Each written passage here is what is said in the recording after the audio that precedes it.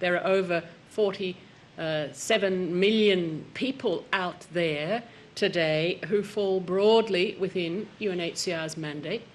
These are refugees, these are internally displaced persons, these are stateless people, people without an effective nationality, and they're people eking out a living, trying to return to their own countries, countries still in transition, still in a war-type situation, where the chances of a sustainable and durable return for these people is very, very limited.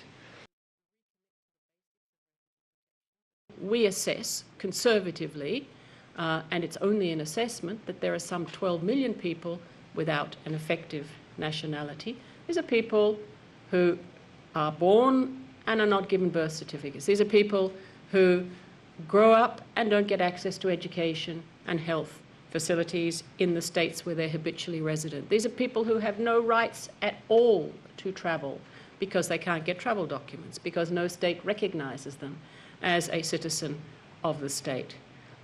These are people who don't even have the right to be buried in decency because they don't have certificates which enable them to identify where they belong and who they are.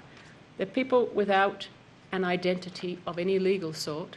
They're people in the shadows of the countries they live in and in the shadows of the international community's interests in them.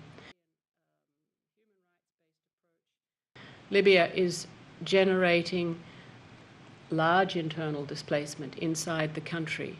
It is also generating large external displacement it is a hemorrhage of people leaving Libya. Third country nationals who have been living there for many, many years and working and are desperate to get out.